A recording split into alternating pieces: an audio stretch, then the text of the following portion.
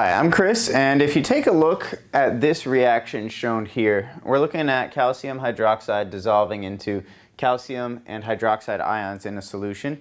But this is going to be a little bit different than the last example we looked at, because this one incorporates something called common ion effect, and we see a 0.2 right here under the concentration of calcium ions.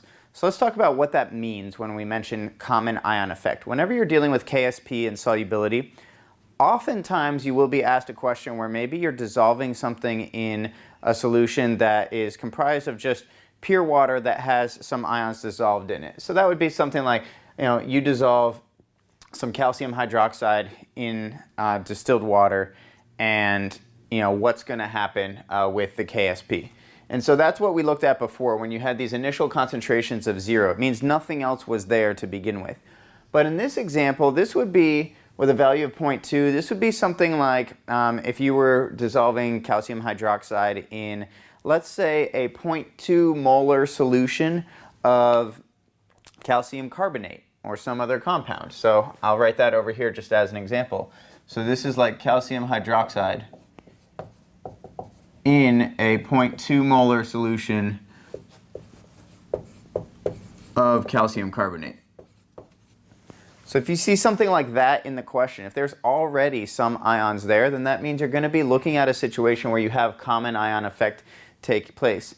And it's important that we understand how these numbers are going to affect our calculations for KSP.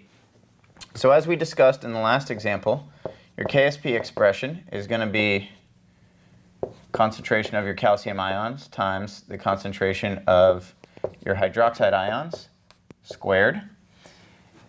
And what we're going to plug in for each will be the values that we get at equilibrium. So if we take a look, the KSP value, if you remember from the last question, this is the type of thing that would be given in the problem anyways, but your KSP value here is 5.02 times 10 to the negative fifth. Or I'm sorry, negative sixth. And then for the OH minus, just like last time, we have this value of 2x and the quantity squared. But now for the calcium, this is going to be different, because here we have not just x, but we have 0.2 plus x. And when you go to do these calculations, what a lot of students do is they write this out as 0.2 plus x, and then they're trying to distribute this 4x squared to each term, and they come up with several x's, and they have this complex polynomial forming, and they get a little bit frustrated and a little bit stuck. So here's the key on this. Whenever you see that you have common ion effect, you have 0.2 plus x or 0.3 plus x or whatever that value happens to be, it's important to appreciate what's actually happening in your solution. So here, as calcium hydroxide dissolves, 0.2 compared to the value that you'll end up with for point x. Remember, we're dealing with KSP and molar solubility. All of these values are going to be like something times 10 to the negative whatever it is, something times 10 to the negative fifth, or times 10 to the negative sixth, or negative seventh. And if you think about how small that number really is, that's like saying 0.00000 something. So even if you have a small number like 0.2, if you add on to it a 0.00000 something, it's effectively not really changing the value of 0.2 that much. Not enough for it to affect your overall calculation. So we can consider anything with a plus x or a minus x, we can consider that negligible in terms of how it'll affect the math when you go to calculate.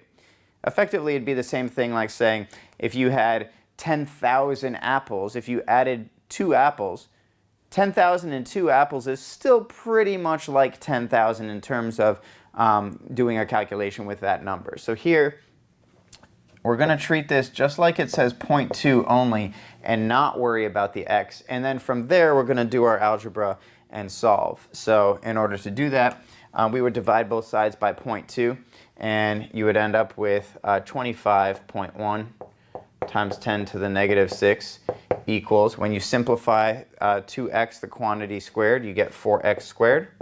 If we divide both sides by 4, you get something that comes out to be about 6.25 times 10 to the negative 6 equals x squared.